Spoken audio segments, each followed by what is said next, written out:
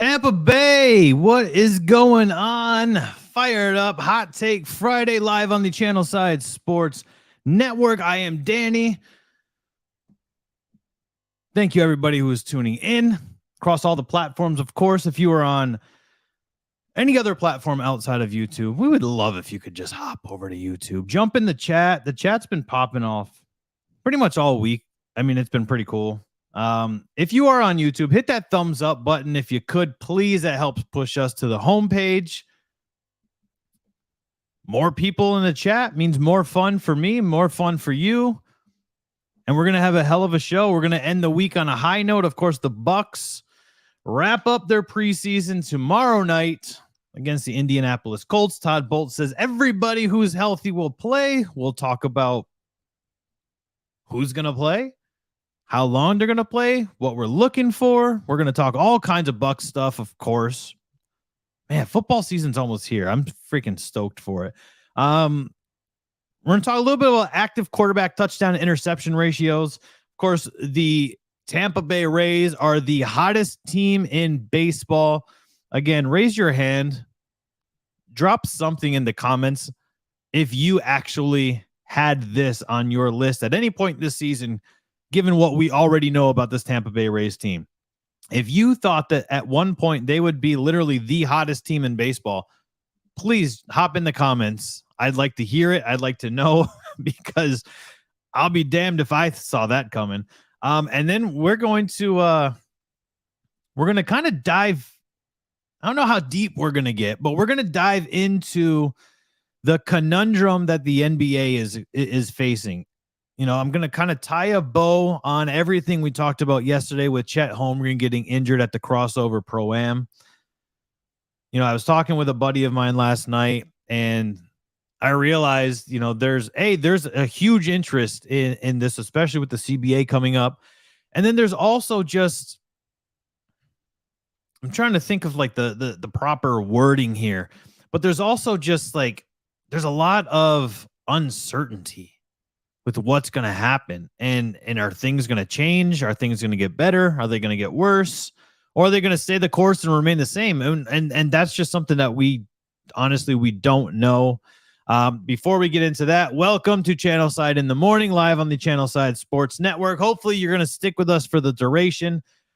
And hopefully you enjoy the show. Hopefully you enjoy the conversation. You enjoy the talking points. You enjoy, you know, this is episode, I think, number 80, 79 or 80. I mean, we're rolling deep. We're rolling deep already. I can't believe we're already into this. Tampa Bay's only live video broadcasted sports show. That would be us.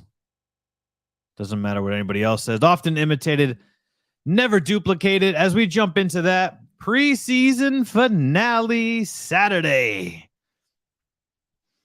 How many people are like, I don't want to say over exaggerating or overreacting, but how many people are just excited to get the preseason over with, especially knowing that the Bucs have not looked that great in preseason, largely because a lot of their starters are not playing. So like, we understand that a lot of what's happening is just not good, right? We understand that a lot of the preseason play has not been good. And largely in part because we are looking at backups play. We're trying to evaluate guys like Kyle Trask. You know, Tom Brady was gone. Tom Brady probably wasn't going to play anyway. You know, maybe a series in each of the first two games, but I don't think he would play anything serious or anything like noteworthy. The only thing noteworthy could have been if he got injured. Right? Like that would have been noteworthy because everybody's getting injured. And Danny, that's we're considering this a dress rehearsal, aren't we? Essentially, yeah. That's what it seems like. Todd Bowles said if you're healthy, you're going to play. Okay. There's a couple of guys that are healthy-ish. Does that mean that they're going to play a little bit? Like Mike Evans, right? We haven't seen Mike Evans do anything all training camp because of the tweaked hamstring. Is he going to play? I would say if that hamstring is at 85%, I wouldn't put him out there because you're just the risk. The risk is too high to put him out there if he's not 100% Have him sit for another week until a week and a half until the season starts, and then be good to go. I mean, what I'm looking for on Saturday is just how the offense could look for the regular season. And it also depends on how much Brady's going to be out there. I don't think he's going to be out there that much. Maybe a series or two. Yeah, I don't know if he's going to play like the traditional first half. Like, right. I mean, for the longest time, and this was, when it was a 4-game preseason, you'd see, the starters would play the entire first half in the final, and that's not necessarily the case, especially with a guy like Tom Brady. What I really want to see is I have 3 things that I really want to see, but the top thing would be I want to see the Colts pass rush really get after our Buccaneers offensive line while Tom Brady is in. Because I want to see how that line, because it's going to be number 1 versus number 1. I want to see how that line is going to hold up, because last season the Colts had a very good pass rush. So I want to see how that holds up, because we know Tom Brady is not, he's not going to scramble. I mean, he does have like the 6th most rushing touchdowns for a quarterback in like the last handful of years, but I digress. I don't want to see Tom Brady have to scramble. If he does, I want to do, we know he's going to do QB sneaks. There's nobody better at 4th and inch QB sneaks than Tom Brady is. In all honesty, on my side, Danny, I know we're kind of trying to be Bucs centric for looking forward to Saturday. I'm actually looking on it on the fantasy football side, how Matt Ryan does in full action. A new team, new set of weapons. This is like a fresh start for him, especially since he's like in his mid-30s. But still, I mean, I'm interested in seeing how Matt Ryan looks in that Indianapolis Colts offense. But also on the Bucs side too. I mean, it's when you have the first team out there, especially with Brady being off and being absent, is there any rust going to be there? You know what I mean? I don't. After 2 decades, you would think that there's not much rust to be had. True. You would think that you've used like Rust-Oleum. Well, in his case, it's avocado oleum, and then the tears of like vampire children and stuff like that to help him out. But you never know. There could be some rust. I mean, he's been away from the team for almost 2 weeks, and he hasn't been in the preseason games at all. So I mean, there could be a little bit of Rust-Oleum on there. You never know. Right. I mean, we saw that when he was first a Buck, there was a little bit of rust, because, the offense of everything. So I think that I can kind of attribute this offseason to his first offseason with the Bucs. Obviously, that was during COVID, and there was no offseason. Everything you had to do was virtual. That's kind of how this offseason has been. Or you break into people's houses and see if Byron Leftwich there, or you go to a high school that people you're not supposed to be at. Right. Yes. You do the guerrilla style of training camp, is just you go and just do backyard football. So I really want to see how that line looks on offense.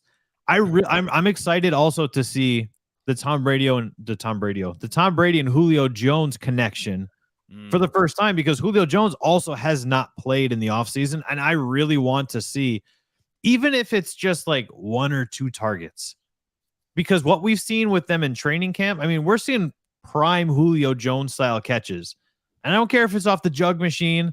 If your back is turned and you're catching passes one-handed, not looking, I mean, I can't wait to see what kind of magic is going to be happening between Tom Brady and Julio Jones. Could that be like the most anticipated thing people might be looking at, besides how the offensive line, looks against a first team, defense, especially in real time?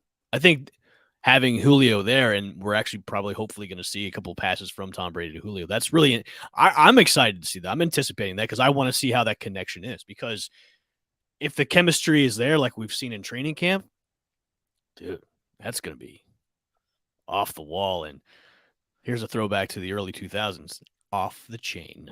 Oh, there we go. throwing it back, guys. I think that I'm bringing it off the chain back. I just want to see Julio Jones take the field in a Bucs uniform, and I think you're probably correct, because there's not really many other storylines that are super intriguing and question marks outside of the offensive line, other than the Tom Brady and Julio Jones connection. maybe Scotty Miller and stuff, like, because we do know, and as I was writing the show, I was thinking, okay, what are some interesting storylines heading into the final preseason game? Because that there's going to be another couple cuts. Obviously, Cyril Grayson was cut yesterday, but there's going to be a couple more wide receivers that don't make this team. Tom Brady does have a habit of force feeding people when he wants to. Scotty Miller's been basically invisible in the first 2 preseason games. And I said yesterday, I admit that's possible that he's not getting separation. He's not getting open. I haven't rewatched the preseason games with a spotlight on Scotty. You know what I mean? So for me, it's like, well, I assume that if he's open, Kyle Trask is in trouble. Right? I'm not sure. I think that, I'm not really sure. We've got thank you to everybody that's tuning in and possibly stealing our ideas going forward. We appreciate it for sure. I just don't know what other storylines are intriguing outside of Julio Jones and Tom Brady. I think the only one is the Kyle Trask thing. Because but I think with all the well, yeah, but still, I mean, just this past week, they're like, well, is the experiment over? He's in this year. Is it already over already? Because he hasn't shown any progression so far. I mean, that could be here's the top 3 storylines going into regular season. Sure. How the O-line is going to hold up. Mm-hmm. Tom to Julio, and then Kyle Trask. Of course, Kyle Trask is like the bottom of the list, but like those 2 things, the O-line is the biggest thing, I think. Right. With all the injuries that we've had in camp so far, how is Brady going to be able to adapt to that with an O-line that's kind of almost like a patchwork O-line? Like, is he going to be able to hit that 5,000 yard threshold? How many dropbacks is he going to be doing? Is he going to be running for his life? Is our run game going to be affected by it too? So I think that's the biggest thing is the O-line. Right. I think the best part about the offensive line is they've all graded higher in pass blocking than run blocking. Well, that's good. So I feel like we could be okay in terms of protecting Brady, but Leonard Fournette is largely going to be affected. Rashad White, Giovanni Bernard, whoever's playing in the backfield, I think is largely going to be affected. And, we'll know after the first quarter of the season when we look at, like yards per carry, because we know that Leonard Fournette is floating right around 5 yards per carry. Right. If he's lower, you can look at his yards before contact. I would be willing to bet that based off what we know about this offensive line and their opportunities for improvement in run blocking, I would realistically say that we're going to see Leonard Fournette have probably his career low in yards before contact this season. He could definitely be a steal in fantasy football drafts. Oh, for sure. In later rounds, if you're thinking his production might be affected by this. Right. I agree. I totally agree with that. I'm hyped. I'm hyped, Danny. I got fantasy football drafts all weekend. I'm hyped.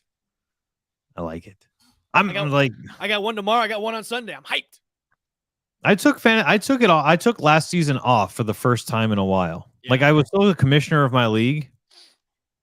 Everybody voted to have a redraft, so I let somebody else take my spot and like run the team. But I was still, I oversaw. You were still the commish? Yeah, I still do it. How gracious of you. Because I don't want to disconnect, but I was like, I can't dedicate the time. Right. Because I know it takes a hell of a lot of time in fantasy football. If you want to win, if you're playing against guys that know what they're doing and you want to win your league, it takes a lot of your free time up. And I had so many other things going on that I was like, I can't just focus on fantasy football. Like, I have to do other things. That could be a side project for you is, hey, I'm the commish for hire for your fantasy football league. There you go. Follow me on Upwork. I hate being commissioner of fantasy leagues. This is the first year I'm not a commissioner in any of my leagues, which I'm so happy about because the amount of bullshit that you have to hear from your fellow players is tiring at times, where you just want to throw your phone across the hallway because of people complaining about the dumbest things ever. No, I'm not a veto guy. I really don't veto a lot of stuff. The way I always look at it is like, we're all playing for money. We've all put money in. And if you're dumb enough to make a stupid trade, that's on you. True. You know, like, because just don't be in a league with Tommy Pham, because he'll actually slap you. Right. He will. Yeah, we don't want that. Silly. Yeah. But like, yeah, I'm not a big fan of the veto. I think that the veto's, I think it's weak. You know, I agree too as well, because then trades don't happen at all. Right. Yeah. And it takes a little bit of the fun out of the game. Is, well, you keep vetoing trades, and this is kind of lame then. You know what I mean? And you see all the time. How many times do you see like somebody will like? So many people just trade based off of name as well. True. But like, oh, you traded Julio. Like, how many times did you see Julio Jones get traded and people get pissed off? Be like, I can't believe you traded Julio Jones and you got like all these guys back. And you're like, I knew the guy valued Julio Jones. He needed a wide receiver. I needed a running back. I needed a tight end. And I needed a backup defense. I made a trade last year. It's somewhat controversial now, but the trade last year, I was stacked with running backs last year, okay, and I needed a wide receiver, and I traded Chris Carson for Jamar Chase. Oh, early in the season. This was like, I think, before start burning everybody right before halftime. It was, and when I traded Carson, Carson was like, he was on the IL, but like his status was unknown, so it was like, he'll come back in a few weeks. Of course, Chris Carson never came back. And I just rode Jamar Chase right into the fantasy championship and won it with that trade. And a lot of people were like, oh, you that's not a correct. You didn't. Well, how did you know? You didn't know Chris Carson wasn't coming back. That's not my problem. Like, that's the risk you take. That's the risk you take when making trades like that. 100%. Quarterback to touchdown to interception ratios as we head into the season. How is Gardner Minshew on this list? He just doesn't throw a lot of interceptions. He doesn't do a whole lot of anything, but he just does not. He throws more to 3.42 more touchdowns than interceptions. I mean, that's good company to be in if you're Gardner Minshew, right? I was gonna say, this is like, you've got the murderer's row, and then you've got Minshew in there. I mean, Minshew should be pretty proud of this.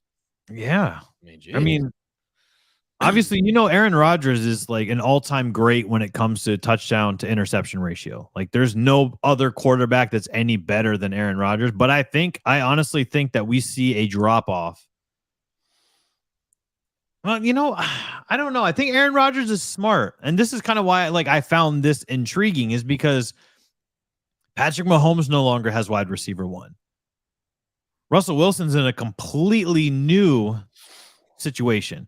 Aaron Rodgers, sure, he's still with the Packers, but he hates all of his wide receivers. So right, and look, I love Randall Cobb. Don't get me wrong. Randall Cobb is a great player, but he's past his prime. You can't expect Randall Cobb to be like, I'm going to put up $150 every game. Like, you can't expect that. I think the wide receiving core for that team, I think Allen Lazard is like trying to be the number one on that squad. Yeah. Allen Lazard, you're not no Devontae Adams. Out of all, taking Minshew out, because Minshew's the backup to Jalen Hurts. Out of all those guys, because they've each have had, except for Tom Brady, Aaron Rodgers has lost his star wide receiver. Patrick Mahomes has lost his star receiver. Russell Wilson's in a new situation, and Tom Brady has an O-line that's questionable right now. Which out of those do you see a dip in production? I think I see a dip in production out of Patrick Mahomes. Okay. And I say that based off of what we saw from Patrick Mahomes last season. He was super sloppy last season, and he still had Tyreek Hill at his disposal. Could you say that dip in production might not be that much of a dip because the pressure is a little bit off of him to get the ball to Cheetah? I don't know how much pressure there was, to be, if I'm being honest. I think that was like, you knew that's Patrick Mahomes' team, right? Mm-hmm. Like, it's not Tyreek Hill's team. It's not Travis Kelce's team. This is Patty Mahomes' team. Because I look at it now as now you can spread the ball out a little bit more because you don't have him there. Now, obviously, there is no clear-cut wide receiver one on the Chiefs anymore. I mean, is it Juju? No, I don't think even Juju is up there, because Juju had one really good season at Pittsburgh, and then he's been hurt, and then he held out. Like the clear-cut wide receiver one to me is Travis Kelce. That's your number one. Right. But when it comes to their wide receiving core, there is no guy that's really gonna come out. I mean, if there might be a guy that come out of nowhere. MVS is over there now from Green Bay. MVS might maybe, but I think with what he has now as weapons is Mahomes can really kind of spread the ball around with the guys that he has, because there isn't also dangerous though too, right? Because there isn't really going to be a clear cut focus on really one guy, because a lot of defenses are really focused on Tyreek, and now he's gone. It's like, okay, where's the focal point now of the offense? Is it going to be Kelce? Right. So I think that kind of gives him. It almost puts Kansas City underneath the radar right now as a team that might do well. It puts them underneath, because we haven't really heard a lot of things out of camp from Kansas City. Not really anything at all outside of Juju dancing on TikTok, and that's it. Yeah, so it kind of gives them the advantage of, okay, nobody's really talking about us. Let's maybe shock some people with what we have now. Yeah, so that could be dangerous, especially with especially with Patrick Mahomes. See, I think the danger aspect also for Patrick Mahomes is spreading the ball to wide receivers he's just not familiar with. Right. Because Travis Kelce is not a burner. He's not going to run a go route, and he's not going to beat your cornerback off the block, right? Right. He's still going to be running the middle of the field. Who's going to be your burner? Because those are the plays where you were just throwing bombs to Tyreek Hill all day, and just because he was faster than everybody, you could overthrow him, and it didn't really matter. You don't have that guy anymore, so you're going to be throwing into tighter coverage, and I think that's where the issue is going to be, is based off what we saw from Patrick Mahomes last season and the sloppiness. I said it all the time, is like, Patrick Mahomes is a good quarterback, but he's not a fundamentally sound quarterback. So looking at their depth chart right now for wide receiver, is they've got Juju listed as number one. MVS is number 2, and then you got Mecole Hardman, Sky Moore, Justin Watson, Darius Fountain, and then Josh Gordon to kind of round out that. Forgot Josh Gordon is even on that team. Yeah, me too. Which Josh Gordon has the talents, but he hasn't played. He has anything left. Yeah, he hasn't played really a full season, and this is another thing to get into about suspension wise, is if he wouldn't have been suspended because of the weed, like, who knows what could have happened with Josh Gordon and his talents. He had that one year where he was top of the league in receiving yards in Cleveland, no less. Yeah. And you're talking about Josh Gordon might possibly be better than Calvin Johnson. Well, that was the narrative at one point. Yeah. And then he was suspended. And it's unfortunate knowing what we know about, like, the legalization of marijuana and things like that, but at the time, those were the rules.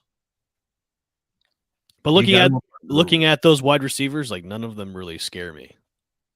I think the only one that would possibly scare me, honestly, would be MVS, solely because he played with Aaron Rodgers, so he's used to, like, being chirped at about running crisp routes. Like, how many times did you see Aaron Rodgers, like, throw a pass and then rip his chin strap off and just stare angrily at the guy, like, you know what I mean? Like, you brought home a bad grade on your report card, and the look from your mother, and you're like, I don't think he has to worry about that with Mahomes, because Mahomes is he's more relaxed. He's more like, oh well, he didn't catch the ball. Okay. Right, yeah. Like, so I think that might be why MVS possibly takes over that wide receiver 1 role. I can see possible. That was my worst Kermit the Frog impression, by the way. Is that what that was? Yeah, well, you know how Patrick Mahomes is. I had no idea. It's not easy being green. Hey, I'm gonna throw you the ball, guys. That was a little better, I guess. Oh, Jesus. No, me. Evan, there is no hotter team in the major leagues than the Tampa Bay Rays. I said this at the top of the show. Raise your hand. Hop in the comments if at any point you thought that this was going to come, knowing that 80% of this team was injured. Like, you know what I mean? Like, yeah, louder for the people in the back, because nobody's hands are raised. Yeah. I can't find any at all. 6 in a row now, Evan. I still don't want to talk about possibly taking over the Yankees. I just think there's too many things that have to fall into place. But could it be realistic though, Danny? I know they're starting to play better and they're getting Stanton back, but how? Like they're 7.5 behind, right? But here's where your difference is to me, Evan. Is okay. The Rays have the second most difficult remaining schedule. The Yankees have the 20th. True. That to me, that's where I go, okay, like if I'm looking at everything, because I don't want to just blindly be like, oh yeah, they definitely could, because 7.5 games is not a lot in baseball.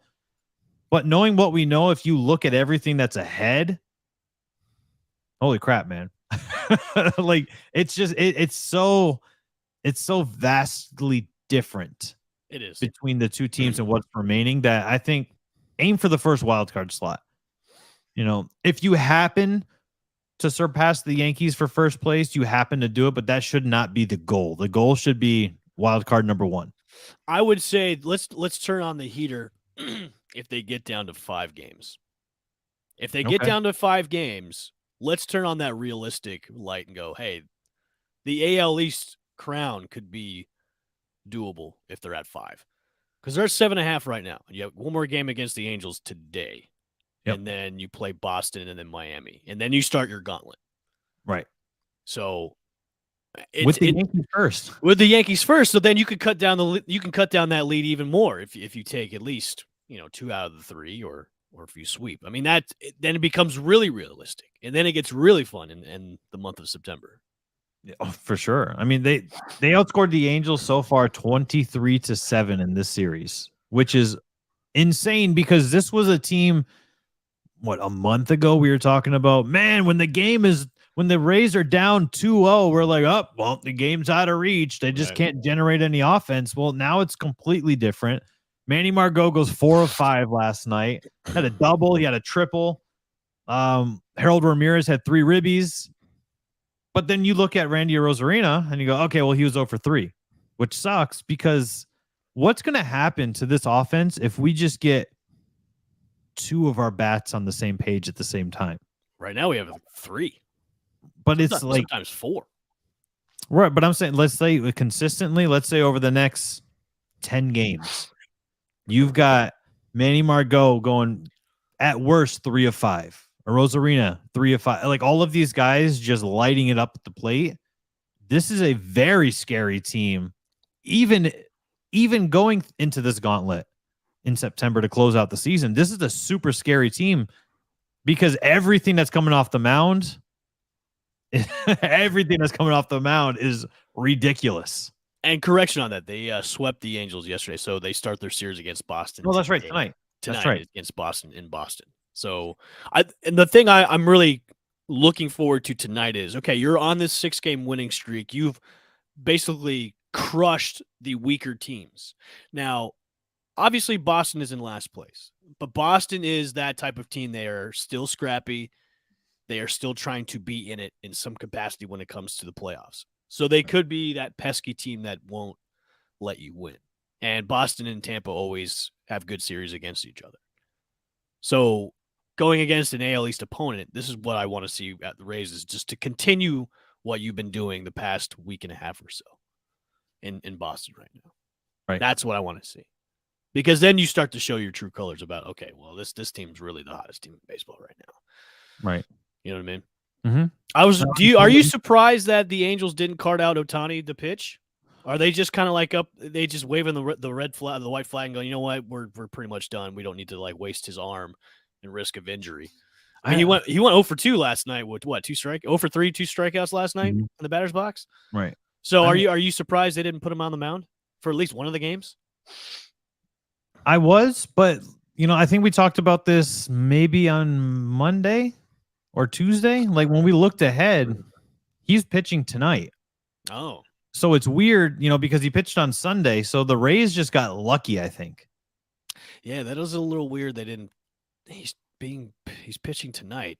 I thought that was a little bit strange because the Rays are a team that you want to beat. Actually, that helps us out because he's going against Toronto. So maybe the Angels were like, hey, maybe we should help out the Rays because the Blue Jays, They're a bunch of a-holes out there. Although the people from Canada are like the nicest people ever. I know, right? America's hat. America's hat, eh? America's hat. Here's what I find. I find this super weird because I'm a stat guy. Is the Rays are now up to 88% in playoff odds. Fantastic. I'm super happy about that. Jumped up from yesterday too. Yesterday was 79%. Yep. The Blue Jays are now up from 95% yesterday to 97%, while they're third place behind the Rays, who hold the tiebreaker over them. And then the Mariners have a 91% chance, which is still better than the Rays. And the Rays hold the tiebreaker over them. And it's weird to me. So it's that schedule. It's that schedule. It's the last month of the year where it's that schedule where it's the most brutal for the Rays. And I get the Mariners to an extent because the Mariners have the second easiest remaining schedule, whereas the Rays have the second most difficult schedule. The Blue Jays, they don't have that much of an easier schedule than the Rays do. And that, to me, that's the weird part is like there's a 9% gap between. I don't understand how that is because it's not that you're talking about. You've got a 0.545 for the Rays, and you've got a 0.504 for the Blue Jays. That's not vastly different. That's not a 9% gap of difference, in my opinion. And that's like I said, to me, that's what's really weird.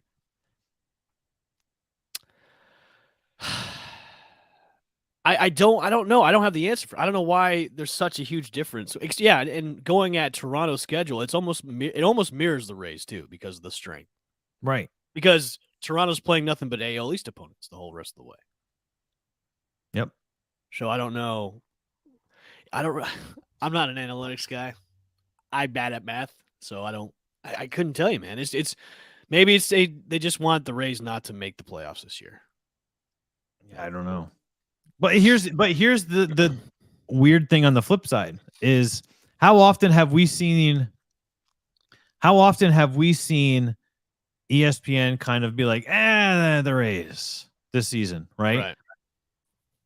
Now they're talking about, hey, when Tyler Glasnow returns ahead of schedule and Wander Franco comes back from his injury, we're talking about a team that can make a World Series run. This is their latest. This is their latest article. Is we're talking, a month and a half ago of a team of, hey, this team's not going to make the playoffs. This team is going to miss the playoffs.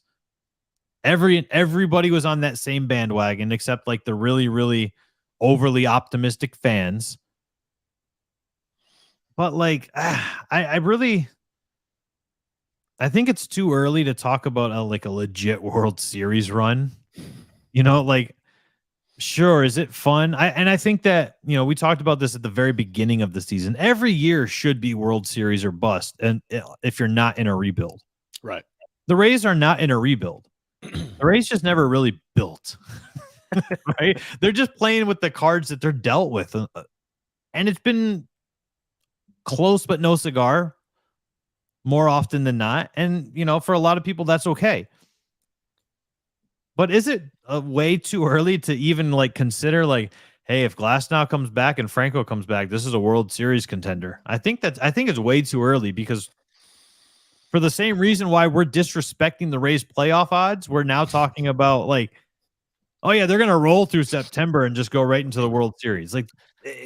Pick a side. Yeah. I mean, with having those two back, it definitely gives them a better chance. For sure. I think. Especially with Glasnow. It's going to be fun and interesting. Fun and interesting September coming up.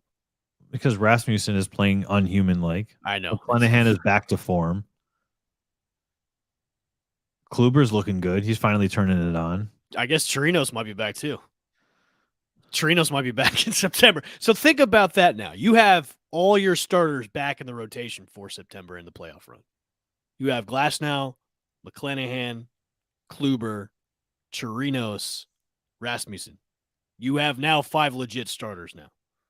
Obviously not in that order, but of course, like you have your 5 legit starters back at full strength to make a run like this. I mean, that's the position you want to be in for sure, right? I just I want to get through. I want to get through September. I want to get through September because September is so damn difficult. Actually, I want to get to the point where we're talking on the show where the Rays have locked in one of the wild card spots. Like that's where I want to be the position at in this show is, hey, they've locked it in. They can kind of coast the rest of the way into the playoffs where we don't have to worry about, hey, this series coming up is a huge one for them to stick with it in the wild card. I want them to be able to create some separation. That's what I want to be at. I'm for it. On this show is, hey, we don't really have to worry about the Rays right now. They've got the one of the wild card spots locked in and they're ready to go the rest of the way. That's what I want to be at. I don't want to be nail biting till like game 162 where, hey, game 162 is the deciding factor to see if they go to the playoffs or not.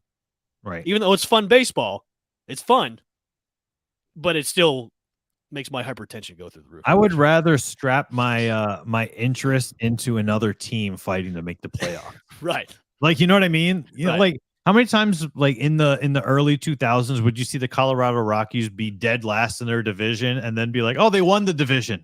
Right. Like how did you do that? It's almost like what the Braves did on their World Series run where they were under 500 in the middle of the summer, then all of a sudden boom, they are like in the thick of it and they just won the World Series. Yep. Ride the wave, man. I mean, we saw it with Ride the snake. Right. If we, you know, just ride the wave because like we saw the Giants won the Super Bowl as the wild card. Mm-hmm. You know, we saw what the Braves did recently. Like it's a momentum is a definite thing. Evan, let me ask you this. How comfortable would you be betting money on the Rays to win the World Series? Even if it's just a little bit. I'm okay. I'd be comfortable with it. Because of the odds, too. I mean, if they end up winning, then you're cleaning up. So, yeah, I'd put a... They're plus 3,500. They're number 11 right now according to draft books. How much is a little bit of money, though, Danny? You put like you can put as little as $10, and if they win the World Series, you win $360. I'll tell you what, I'll put $100 on it. Put 100 on it, and then you're looking at what, $3,600. I mean, that's cleaning up. Yeah, I'll put $100 on it. You heard it here first. I'm that confident on it. I'll put $100 on it. I need to see the receipts. I mean, it's like it's too bad Florida doesn't have sports betting. Even though we approved it last October. Such a weird dynamic, isn't it? Yeah, I don't understand it. I wish the Hard Rock Sportsbook app would come back and I can make some bets for football season. But no, they don't want to do that here in Florida. We can make weed medical legal, but not recreational, and then sports betting is a no-no. Right. God forbid regular people make money. I know. Get your priorities straight, Florida. Let's get it together. No, Jay. The Hard Rock does not do anything because they're not allowed. They're not allowed to. So plain and simple, yeah. You can't. Hey, slap on the hand. You're not allowed. The Hard Rock Sportsbook app was live for what, 3 days, and then it got taken down, something like that. No, it was live for like a week and a half. Okay. And then they said no. They said no. Like I said, to me, it's just I find that crazy that we allow gambling, we have casinos, but we can't do sports betting. Right? Yeah. Like I don't know. I find it really weird. That's how we do it down here in Florida. Good Lord, Evan. I know you. I know you didn't get to talk about this yesterday. And I feel like this is a very deep subject because it can cross multiple sports. And arguably you'll have this probably more in NBA because I don't see guys going out and playing pickup football games and possibly like a pickup baseball game. Just going to the park or whatever. Chet Holmgren is going to miss the entire season. The number 3 overall pick. Possibly was going to go number 1 overall to Orlando. Reportedly, he purposely bombed his tryout with them so they would not draft him. But he was guarding LeBron James at the crossover Pro-Am in Seattle over last weekend. And he tore ligaments in his foot, and he's going to miss the entire season. Which is a problem for the NBA, right? Because karma's a B. Right. It's a problem. Which makes it okay.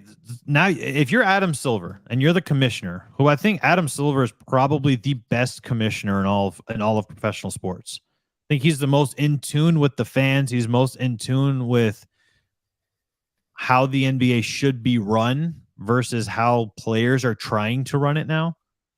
Because you see a lot of guys like they want to have, load management and this, that, and the other. And he's like, no, you're getting paid millions of dollars. You're going to play your contracted amount of games. Unless there's something like the state of New York, like Kyrie Irving can't play because he doesn't want to get vaccinated. Like you can't force somebody to get vaccinated. Right. And state laws are state laws. State laws supersede NBA laws. Right. Like that's why Deshaun Watson's thing is what it is. The current CBA runs through 23-24. So it runs through the end of next season. What do you do if you are Adam Silver? Like, do you sit there and go, all right, so anything off season, if it's not an NBA entity, you cannot participate because that's difficult. I think what teams would have to do in situations like this is I think it has to come down to contract stipulations. Right. Especially if you're paying that player X amount of dollars, which since he was a high draft pick, you're paying him some monies. Mm. So I think that's an organization kind of contract deal because when it comes down to the commission, he can kind of suggest that. But if you're trying to mandate it as is, well, you can't do this outside of the league. You can't go play street ball or you can't do these types of tournaments outside of the NBA. It's almost like saying, well, we have a leash on you. You can't do this. You can't do that.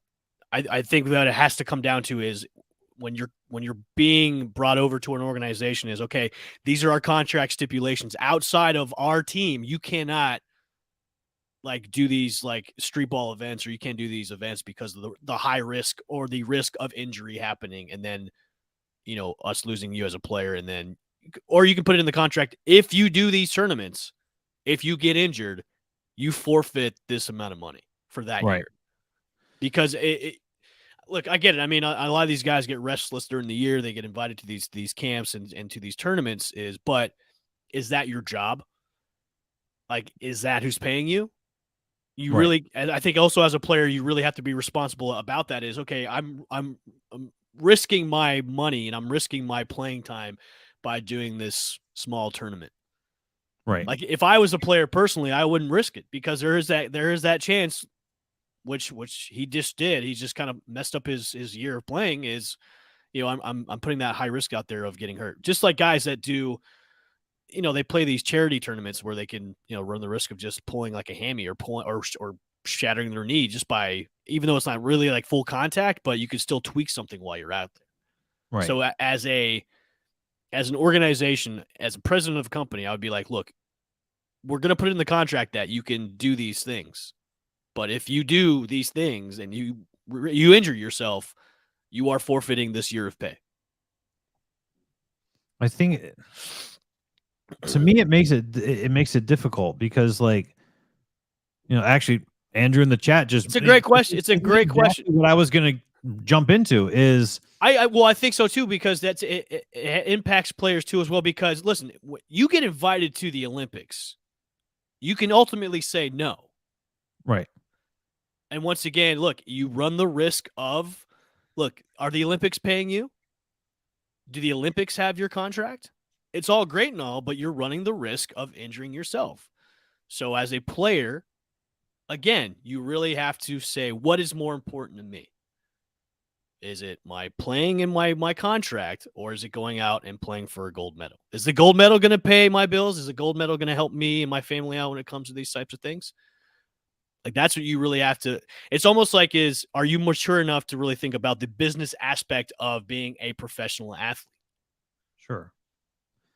So if I look at, and I'll use the Olympics as an example, the NHL does not allow NHL players to participate in the Olympics, but that's an NHL directive. Right.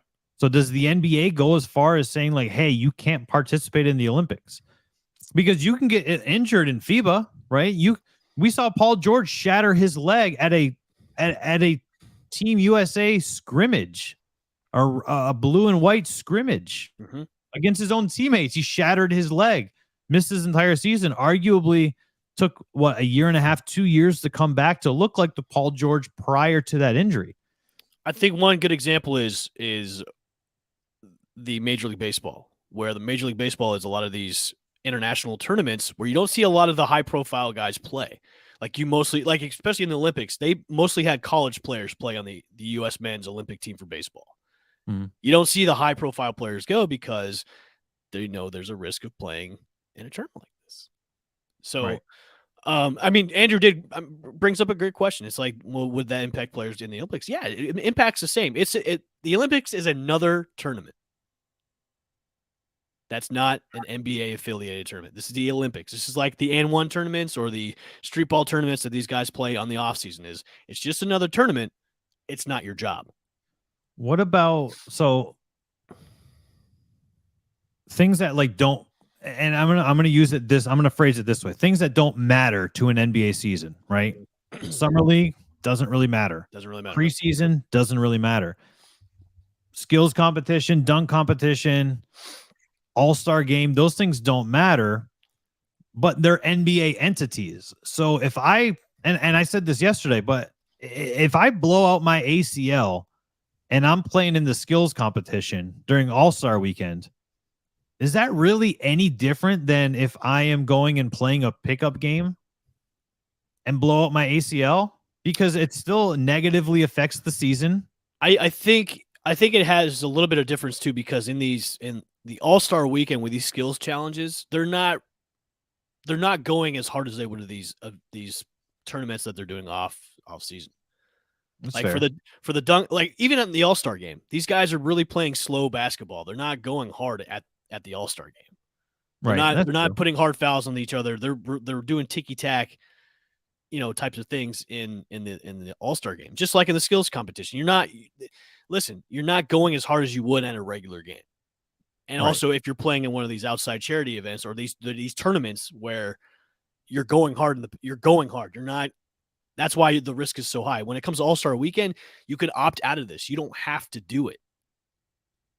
Which is largely why we've never seen LeBron James participate in the dunk contest. Exactly. You can say what you want, maybe financials, whatever, but like there is that risk of injury if you participate. Like you've got to jump over. We've seen Aaron Gordon do it. We've seen Blake Griffin do it. You got to jump over cars and everything. And that's why, like, you can literally hurt yourself. Like, could you imagine not jumping the right time and your knee goes through a car window?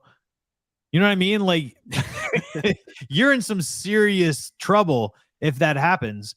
But then again, like I said, you're getting injured. Like, can the NBA say, well, hey, you got injured in a non-NBA game. Now we're going to have to fine you. You're going to forfeit your money, because that also does not have any direct effect on your team winning a championship and competing for a title. So it's such a fine line of things that you have to cross where you're like, all right, so if the NBA can make these requests, what do the players request in return? Like, right. I also think too, Danny, if when it comes to the All-Star weekend and like the skills challenge and the dunk contest and all that stuff, I think that's protected for those players doing that too. When it's inside the NBA, you're protected. When it's outside the NBA, when it's not NBA, like, sponsored by the NBA, or it's not NBA affiliated, like, then you're not protected. But if you get injured during the All-Star game, I'm sure they're going to protect you when it comes to contract and your job wise. But when it's not affiliated with the NBA, then you run the risk of losing all that. Right. Which possible, and I'm sure it definitely is possible, because look, if it happens inside the NBA bubble, you're good. You're okay. Outside of it, it's fair game, man. It's you run that risk. See, like, and this is where I go, okay, well, where is the line drawn? Because how many times in the offseason do you see, like, oh, Matthew Stafford and Cooper Kupp met up in Miami for an offseason workout? Or what, you know what I mean? Like, we used to hear Deshaun Watson and somebody used to meet up all the time. for off-season workouts, like a different wide receiver from another team, and you're like, I didn't even like realize that they were friends, whatever. And then you're like, okay, so let's say Paulo Banchero and LeBron James meet up for an off-season workout.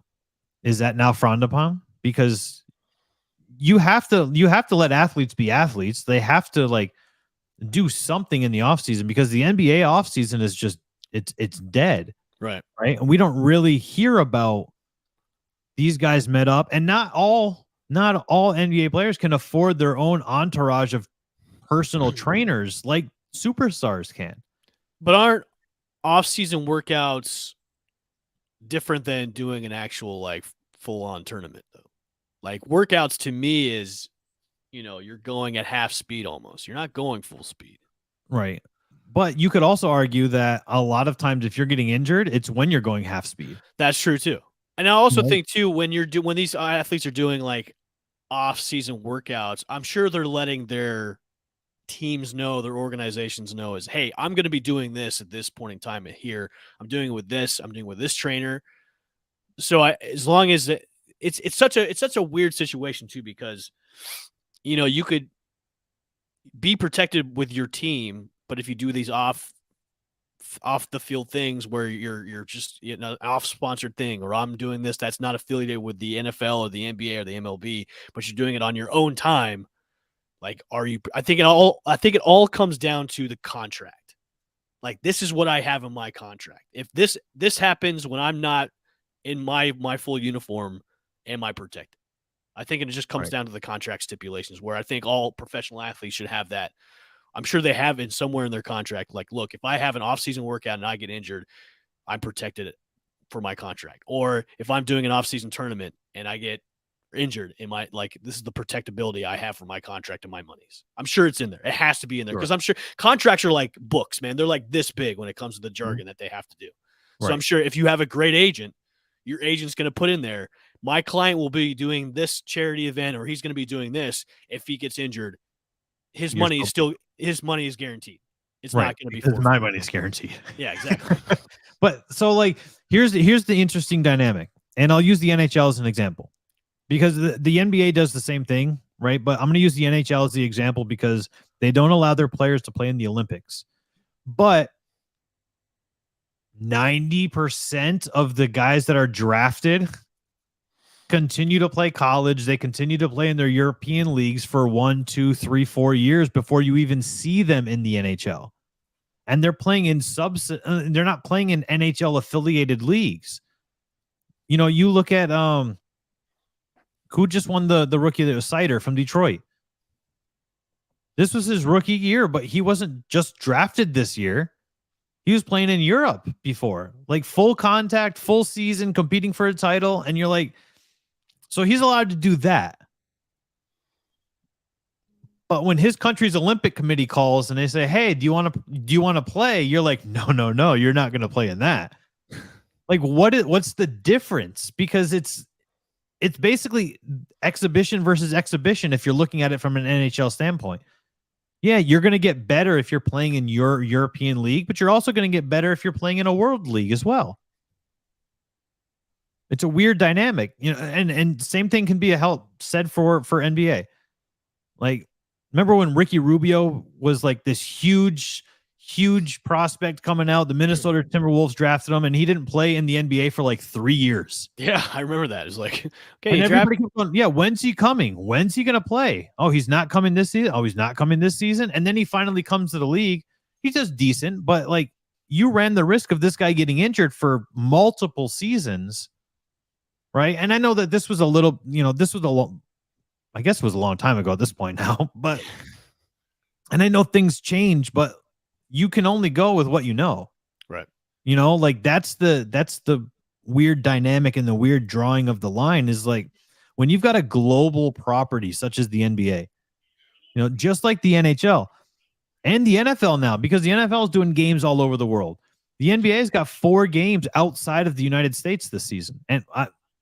And outside of North America, we'll say that because obviously they have games in Canada and Toronto, but they've got games in Japan. They've got games in in England. They've got games in Germany. They've got games all over the world. And they're like, if you are not allowing like Luka Doncic goes and plays in his home league in the offseason, if you're not allowing him to do that, do you think the excitement as high as it possibly could be if you're allowing him to play and you're allowing him to participate and save face and grow the attraction in his country? Because then you're looking at a team where you're like, yeah, I mean, he normally plays on this when the game comes, but he's not allowed to play here anymore. I'm not that excited anymore. So it's such a fine line to where I totally get it from an NBA standpoint. Hey, you can't play in these because we've already seen it in the NHL to an extent. And that's where you go, all right, so if I'm a player, like what am I asking for in my collective bargaining agreement, which comes up at the end of next season, not the coming season, but the following season? What am I asking for in return of you saying, hey, you can't participate in this, you can't participate in that, and you can't do this? Like, what exactly are we looking for? And what are we doing? Because it's getting to the point almost where it's a problematic situation to where you're not going to allow players. You don't want these guys to get rusty. And just like summer league, your superstars don't play. Your starters don't play in summer league. Your starters largely don't play in the preseason either. So these guys are going to get rusty unless we're going to start offering like league sponsored training sessions in the offseason. Like, hey, here's we have voluntary workouts all summer long. You can participate if you want. You don't have to participate if you don't want to. But we're like, I don't know, man. It's like, I would wreck you in a Little Tykes dunk contest, Evan. Oh, yeah? You think so? You think so? Absolutely. I would jump over a Power Wheels. Blake Griffin, no, me. Kia Optima, no thank you. Big Power Wheels, baby. I'll stack up little kiddie pools, and I will jump over those. Oh. What will they be filled with? Pudding. Dog poop. No. What's the matter with you? I mean, it would be more fun if you fell in dog poop than chocolate pudding. No, it would not. It would not be. No. For all of us, it would be. For all of you, yes, but for me, no. Keep me away from the pool. Orbeez. I jump into a pool full of Orbeez. Okay, there you go. Yeah. We can do that. But it's a weird situation. And I'm interested to see how it does play out, because it's something that is going to, I would assume it's going to be addressed, because it's not ever really been talked about. And now, we've seen multiple instances outside of the NBA where a guy has gotten injured and missed a large amount of time, if not a full season, which does affect your business at the end of the day, right? And as the commissioner of any sport, your number one job is to protect your business. And that's what you do, right? I think also, too, as players as well, you have to be business mindset is I'm protecting my brand. Right. Because at the end of the day, once you stop playing, like, how is your brand doing? Like, how much money do you have for your brand? Mm-hmm. So you obviously, as a pro athlete, you're risking everything every single day. Even by going to the grocery store, you're risking something. Right. But protecting yourself at the end of the day, after your time in the league is over, how did you protect yourself, and how did you become financially safe outside of this league when the league is done with you? I think that's what a lot of players' mindsets should be is, am I going to be okay once my playing time is over? It's true. If you're a football player, probably not, because you're going to get hurt. Yeah. You won't remember things. Right, yeah. Fingers going each way. Yeah. You'll be mumble rapping like Antonio Brown. The only person in your entire concert crowd vibing is you. Good Lord. That is going to wrap it up for us on this Friday edition of Channelside in the Morning, live from the Channelside Sports Network, Tampa Bay's only live video broadcasted show. is right here. Make sure you tune back in on Monday. Thank you for everybody that tuned in, for those who chatted in the comments with us. And we'll run this back on Monday. Everybody have a good weekend. Enjoy the Bucs preseason finale. Yeah, Monday is going to be a 53-man roster prediction day because the 30th is day. And we might already know before that if we're the, if I think we'll probably get a preview of that this weekend. Yeah, I think we'll find out before the 53-man, deadline comes. But who knows? I mean, obviously, search for us on all the social media platforms. Just look for the Channelside Sports Network. 2.8 million people over the last 2 months. Can't be wrong. Stick it here, Channelside Sports. I'm Danny. That's Evan.